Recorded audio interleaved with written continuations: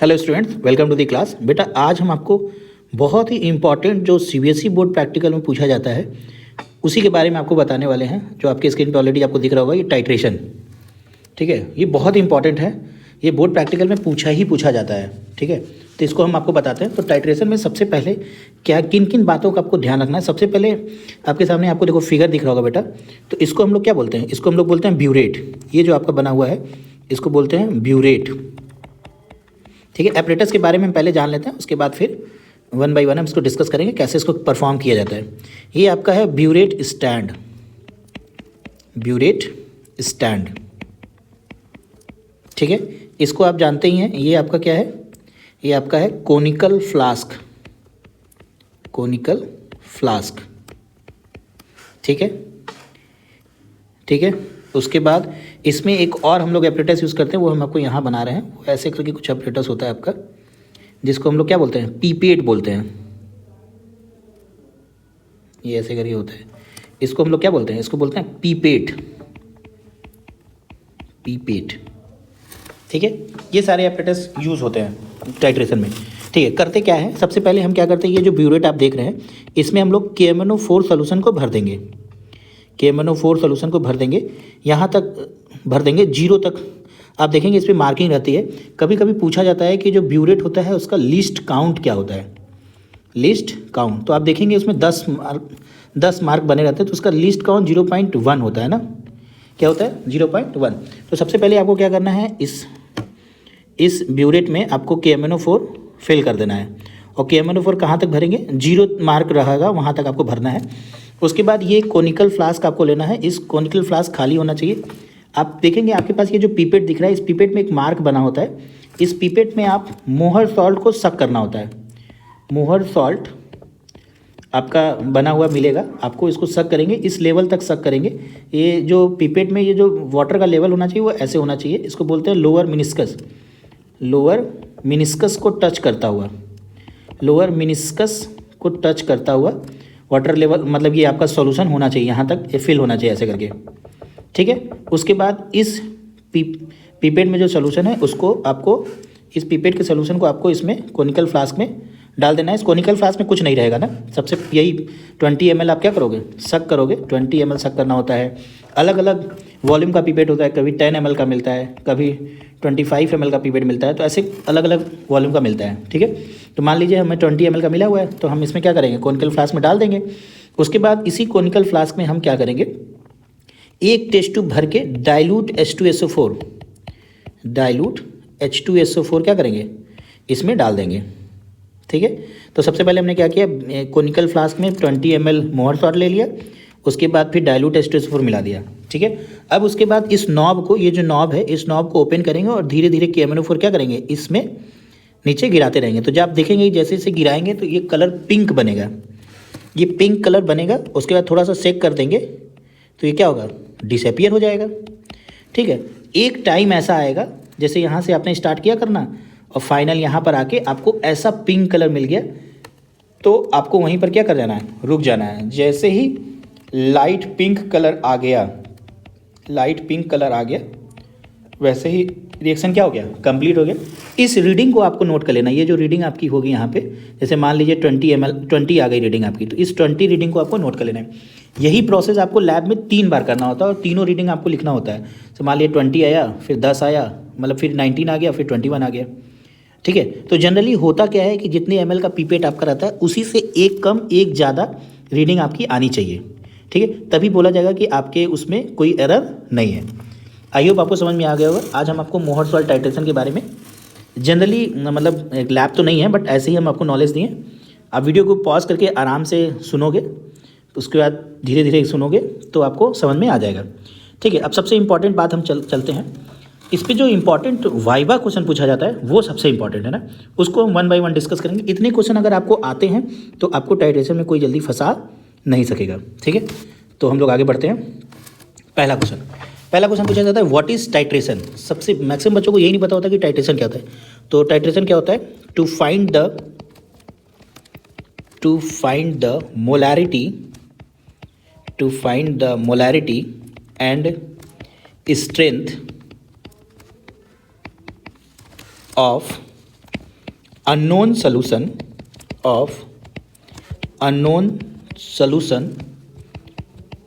with the help of known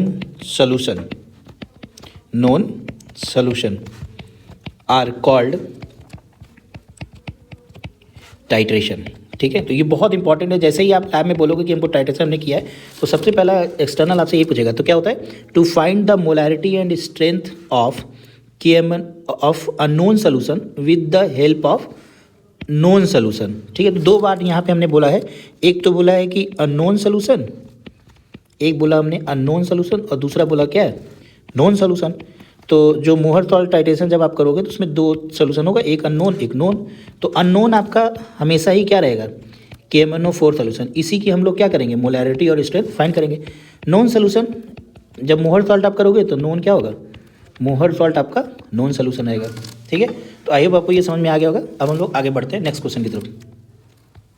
next question पूछा है कि right the ionic equation for of KMnO4 मोहर salt titration.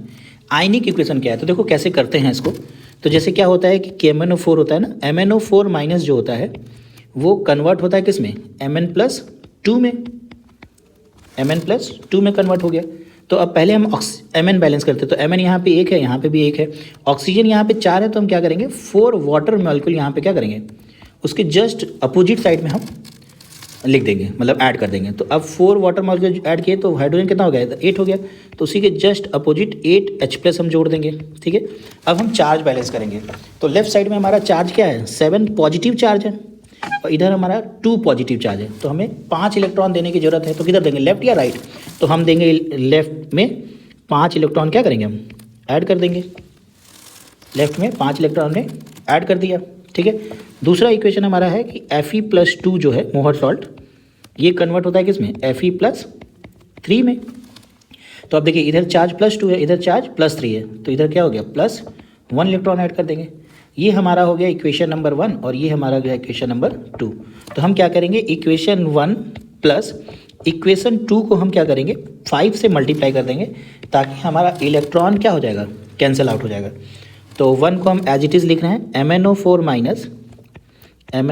Minus plus 5Fe+2, 1 और 2 को add करके भी लिख रहे हैं ना, 5Fe+2 प्लस 8H+ से आपका बन रहा है क्या, Mn+2 plus 5Fe+3 plus 4H2O। यही आपका क्या है, आयनिक इक्वेशन है। ये रिएक्शन आपसे लिखवा लेता है, ये रिएक्शन आपसे एग्जामिनर लिखवा देगा कि बताइए टाइट्रेशन का रिएक्शन लिख के दिखाइए। तो यही आपको लिखना होगा। ठीक है, आई होप आपको समझ में आया होगा। हम लोग नेक्स्ट क्वेश्चन की तरफ अब बढ़ते हैं। ठीक है, आराम से आप वीडियो को पॉज करके इसको देखेंगे, आपसे हो जाएगा। ठीक है बेटा, next, what is the chemical formula of मोहर सॉल्ट। ये बहुत इंपॉर्टेंट क्वेश्चन है, हम लोग को मोहर सॉल्ट का फार्मूला ही नहीं पता होता है। तो मोहर सॉल्ट का फार्मूला होता है FeSO4 डॉट NH4 का whole twice SO4 dot 6H2O। यही हमारा क्या है, मोहर सॉल्ट का फार्मूला है। नेक्स्ट क्वेश्चन है, what is the molar mass of मोहर सॉल्ट सोल्यूशन। तो इसका मोलर मास आपको याद कर लेना है। इसका मोलर मास होता है 392 ग्राम पर मोल। जनरली एग्जामिनर आपसे पूछता नहीं है, बट फिर भी कैलकुलेट करने आपको आना चाहिए। अगर पूछ दिया तो आपका आना चाहिए। देखिए यहीं पे हम कैलकुलेट करते हैं। तो आयरन का होता है 56, सल्फर का होता है 32 प्लस 4 इंटू ऑक्सीजन का होता है 16, फिर प्लस चार्ज, ये 2 है ना, 2 है तो इसको 2 लगाएंगे, ब्रैकेट में लिखेंगे। नाइट्रोजन का होता है 14 प्लस 4 इंटू हाइड्रोजन का 1 प्लस फिर सल्फर का हो गया 32 प्लस ऑक्सीजन का हो गया 4 into 16 plus 6 into water molecule का 18 होता है ना। इस सबको आप सम करेंगे ना तो ये आपका आएगा 392 ग्राम पर मोल। जनरली वो कैलकुलेट नहीं करवाता है, बट आपको याद होना चाहिए, और कैलकुलेट कैसे होता है ये आपको याद होना चाहिए। ठीक है, तो नेक्स्ट क्वेश्चन की तरफ हम लोग चलते हैं। बोला why Mohr salt is called double salt. ठीक है, ये बहुत ही अच्छा क्वेश्चन है। तो लिखेंगे इसका आंसर क्या हो जाएगा, when dissolve in water, when dissolved in water, when dissolved in water it completely dissociates, it completely dissociated into its constituent ions. ठीक है, बहुत इंपॉर्टेंट क्वेश्चन है। जैसे ही हम वाटर में इसको डिजॉल्व करेंगे अपने आयंस में क्या होगा, 2D आएगा, इसीलिए इसको क्या बोलते हैं, डबल सॉल्ट बोलते हैं। ठीक है, बोला which type of titration is used in the chemistry laboratory. तो हम लोग जो टाइट्रेशन यूज़ करते हैं उसका नाम है रिडॉक्स टाइट्रेशन। कैसा, रिडॉक्स टाइट्रेशन। आपने रिडॉक्स रिएक्शन पढ़ा होगा कि एक ही रिएक्शन में क्या हो, ऑक्सीडेशन, और एक ही में क्या हो, रिडक्शन। तो ऐसे रिएक्शन को क्या बोलते हैं, रिडॉक्स रिएक्शन बोलते हैं। तो एक ही में ऑक्सीडेशन और एक ही में रिडक्शन हो, तो आप रिएक्शंस देखोगे, अभी हम आगे बता देंगे आपको। तो इस कैसे टाइट्रेशन हम लोग करते हैं लैब में, रिडॉक्स टाइट्रेशन। ठीक है, आई होप आपको समझ में आ रहा होगा। नेक्स्ट क्वेश्चन है व्हाट इज एन इंडिकेटर, क्या होता है। तो ये भी बहुत अच्छा क्वेश्चन है। An indicator is a substance, is a chemical substance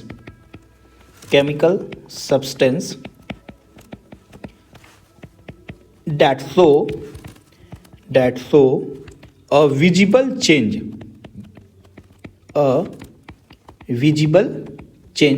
या बेसिकली ये बात क्या करे, usually a colour change at a particular stage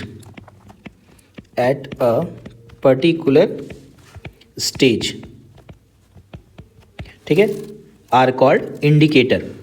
ठीक है, an indicator is a chemical substance that show a visible change, usually a color change हो जाता है ना, at a particular stage are called indicator। तो हमारा मोल तो इसमें क्या है, KMnO4 ही क्या है ना, सेल्फ इंडिकेटर होता है। KMnO4 ही क्या करता है, सेल्फ इंडिकेटर की तरह क्या करता है, काम करता है, सेल्फ इंडिकेटर की तरह काम करता है। ठीक है, नेक्स्ट क्वेश्चन की तरफ हम लोग बढ़ते हैं। मतलब what is the molar mass of KMnO4। इसका भी आपको याद कर लेना है, इसका मोलर मास होता है 158 ग्राम पर मोल। बट फिर भी आपको निकालने आना चाहिए कि कैसे इसको निकालते हैं ना, कभी कभी एग्जामिनर आपसे पूछ लेता है कि निकाल के दिखाइए आप।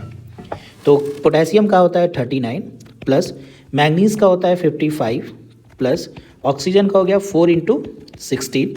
इसको आप सम करोगे तो आपका ये आ जाएगा 158 ग्राम पर मोल। ठीक है, आई होप आपको समझ में आ रहा होगा। अब हम लोग नेक्स्ट क्वेश्चन की तरफ बढ़ते हैं। क्वेश्चन बोला what is the end point of a titration. And point क्या होता है, बहुत इंपॉर्टेंट क्वेश्चन है, ये बहुत इंपॉर्टेंट है। पूछता है व्हाट इज एंड पॉइंट, मतलब बेसिकली पूछता है, आपसे पूछ रहा है कि किस टाइम पे आपका वो पिंक कलर आया था। तो इसका लिख सकते हैं आप the point at which you get a permanent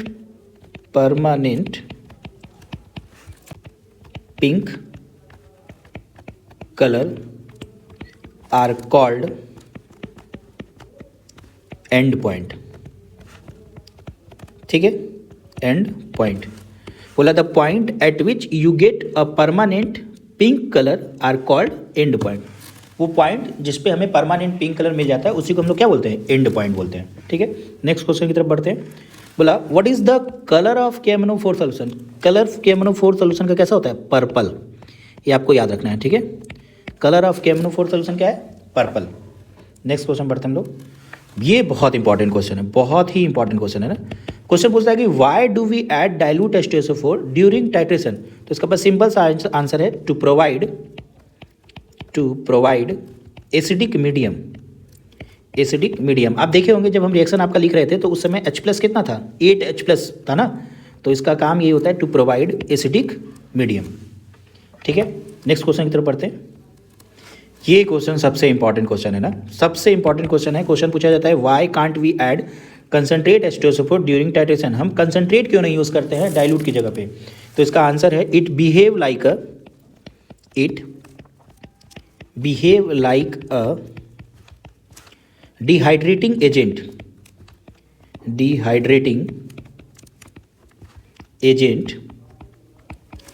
and interfere in the titration। ठीक है।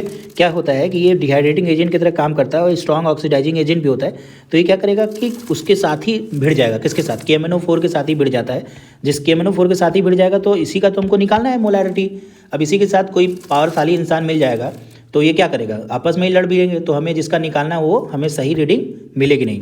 इसी तरह हम लोग कंसनट्रेट HNO3 भी नहीं यूज करते हैं, तो इसका भी यही सेम रीजन है कि ये स्ट्रॉन्ग ऑक्सीडाइजिंग एजेंट की तरह काम करता है, स्ट्रॉन्ग ऑक्सीडाइजिंग एजेंट की तरह काम करता है, ऑक्सीडाइजिंग एजेंट की तरह काम करता है। तो क्या करता है, ये KMnO4 के साथ भिड़ जाता है, तो हमारा टाइट्रेशन क्या होता है, वो इधर उधर होने लगता है, ये KMnO4 को ही ऑक्सीडाइज करने लगता है। इसलिए हम लोग कॉन्क भी नहीं यूज़ करते।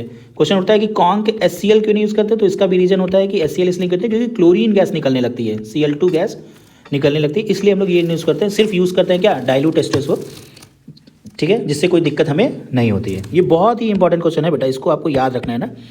तो डिहाइड्रेटिंग एजेंट की तरह काम करता है, इसलिए ये टाइट्रेशन में यूज़ नहीं करते हैं। कंसनट्रेट क्यों नहीं करते हैं, ये ऑक्सीडाइजिंग एजेंट की तरह काम करता है, ये KMnO4 को ही ऑक्सीडाइज करने लगता है। कंसनट्रेट HCl इसलिए नहीं यूज़ करते हैं क्योंकि ये क्लोरीन गैस इवॉल्व करने लगता है, ठीक है। तो ये भी क्या करता है, टाइट्रेशन में हमारा इंटरफेयर करने लगता है, इसलिए इसको हम यूज़ नहीं करते हैं। आई होप आपको समझ में आ रहा होगा। अब हम लोग नेक्स्ट क्वेश्चन की तरफ चलते हैं, ठीक है। बोला what is the oxidising and reducing agent in the Mohr salt KMnO4 solution. तो आपको याद रखना है, बहुत इंपॉर्टेंट क्वेश्चन है। तो ऑक्सीडाइजिंग एजेंट जो हमारा है, ऑक्सीडाइजिंग एजेंट जो हमारा है KMnO4 है, और रिड्यूसिंग एजेंट हमारा जो था वो दूसरा वाला हो जाएगा, एक ऑक्सीडाइजिंग तो दूसरा रिड्यूसिंग एजेंट हो जाएगा। रिड्यूसिंग एजेंट आपका हो जाएगा क्या, मोहर सॉल्ट, मोहर सॉल्ट, ठीक है। तो ऑक्सीडाइजिंग एजेंट, रिड्यूसिंग एजेंट आपका KMnO4 एंड मोहर सॉल्ट है। आपने रिएक्शन लिखा होगा, रिएक्शन आप देखेंगे तो ये देखिए MnO4 minus plus 5Fe+2 plus 8H plus, ये रिएक्शन लिखवा लेता है ना examiner, Mn+2 plus 5Fe+3 plus 4H2O, ठीक है। तो यही था। तो अब देखिए यहाँ पे Mn का ऑक्सीडेशन नंबर क्या है, +7, यहाँ Mn का ऑक्सीडेशन नंबर क्या है, 2। तो ये +7 से क्या जा रहा है, +2 में जा रहा है, यानी इसका क्या हो रहा है, इसका हो रहा है रिडक्शन, क्या हो रहा है, रिडक्शन। ये +2 से +3 में जा रहा है, यानी इसका क्या हो रहा है, ऑक्सीडेशन। तो जिसका ऑक्सीडेशन होता है वो किस तरह काम करता है, रिड्यूसिंग एजेंट की तरह, और जो जिसका रिडक्शन होता है वो काम करता है ऑक्सीडाइजिंग एजेंट की तरह। ये आपने पढ़ा भी होगा अपनी क्लास में, ठीक है। नेक्स्ट क्लास में हम लोग नेक्स्ट क्वेश्चन की तरफ हम लोग चलते हैं। नेक्स्ट क्वेश्चन पूछा व्हाट इज स्टैंडर्ड सोल्यूशन। तो स्टैंडर्ड सोल्यूशन क्या होता है, solution whose concentration is known, solution whose concentration is known are called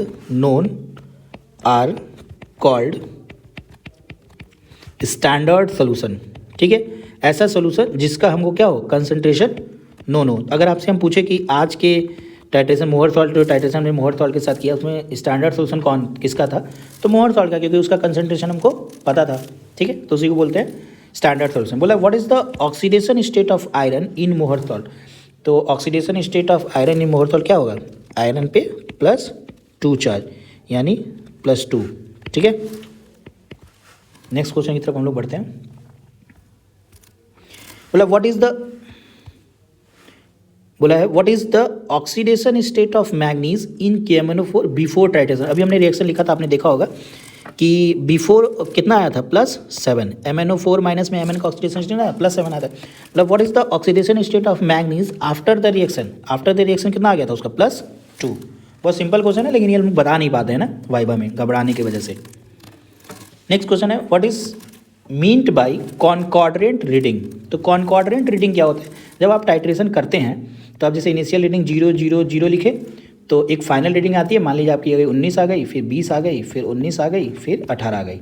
तो जब 2 या 2 से ज़्यादा रीडिंग सेम हो जाती है ना, उसी को बोलते हैं कॉन्कॉर्डेंट रीडिंग। हम इसको डेफिनेशन लिख देते हैं, when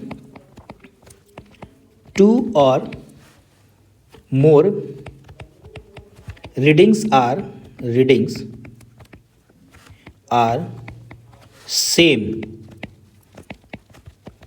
are called concordant readings। ठीक है। जब आप टाइट्रेशन करते हो तो जो रीडिंग निकालते हो तो जनरली क्या होता है ना, जितने ml का पीपेट होता है, जितने भी ml, अगर 20 ml का पीपेट है तो आपकी रीडिंग 19 से 21 के बीच में वेरी करेगी। अगर 25 ml का पीपेट आपका है तो आपकी रीडिंग 24 से 26 के बीच में वेरी करेगी। अगर आपका पीपेट 10 ml का है तो आपकी रीडिंग 9 to 11 के बीच में वेरी करेगी। ठीक है, इससे ज़्यादा होता है यानी आपने कहीं ना कुछ एरर कर रखा है। ठीक है, नेक्स्ट हम लोग आगे की तरफ बढ़ते हैं। नेक्स्ट क्वेश्चन है डिफाइन स्ट्रेंथ। डिफाइन स्ट्रेंथ क्या होता है? डिफाइन स्ट्रेंथ, तो स्ट्रेंथ होता है the amount of solute, the amount of solute in gram present in a given volume of solution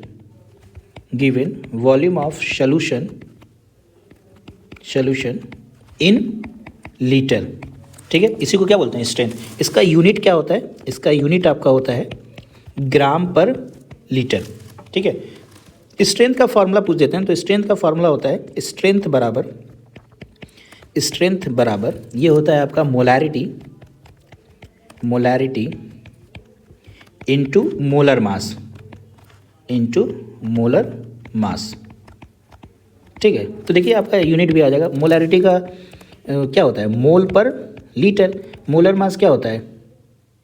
ग्राम पर मोल होता है ना, तो यहाँ मोल से मोल कट गया तो यानी ग्राम पर लीटर हमारा स्ट्रेंथ आ गया। ठीक है ना, तो आई होप आपको समझ में आया होगा। नेक्स्ट क्लास में जब हम आपसे मिलेंगे तो आपसे हम कुछ जो टाइट्रेशन के जो आपके कैलकुलेशन होते हैं ना, जैसे M/40 के लिए कैलकुलेशन क्या होगा, M/20 के लिए कैलकुलेशन क्या होगा, M/10 के लिए कैलकुलेशन क्या होगा, तो हम आपको कैलकुलेशन के बारे में बताएंगे। ठीक है, आज जो हमने बताया ये इतना अगर आपको आता है तो आपको टाइट्रेशन में कोई भी दिक्कत नहीं होगी। आप आराम से वीडियो को सुनेंगे तो आपके सारे क्वेरीज क्या हो जाएंगे? क्लियर हो जाएंगे। तब तक के लिए थैंक यू सो मच बेटा।